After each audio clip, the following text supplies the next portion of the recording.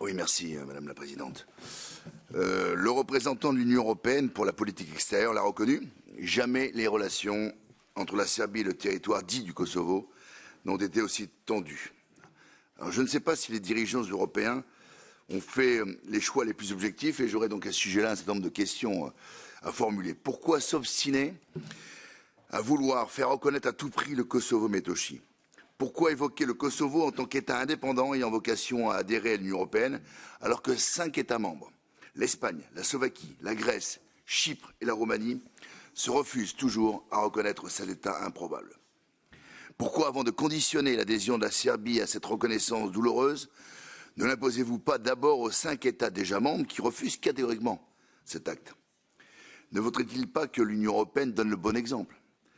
L'Union européenne, comme d'ailleurs la Serbie, soutiennent aujourd'hui l'intégrité territoriale de l'Ukraine. De la même manière, pourquoi ne s'acharne-t-elle pas pour l'intégrité territoriale de la Serbie? Depuis la mise en œuvre de la résolution 1944 du Conseil de sécurité des Nations Unies, on ne peut pas dire que les populations des enclaves serbes aient eu un traitement de faveur de la part des dirigeants kosovars.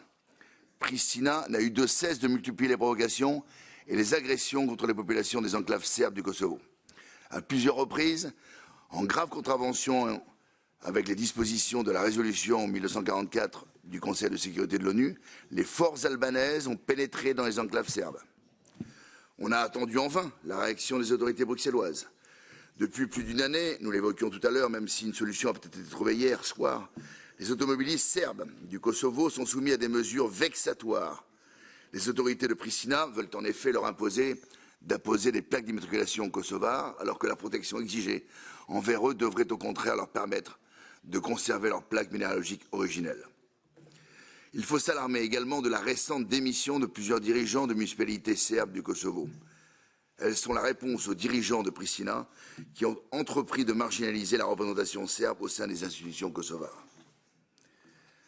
La présence serbe au Kosovo, berceau de la nation serbe, cœur même de la Serbie, n'est pas négociable. Elle devra être réelle et non pas seulement symbolique.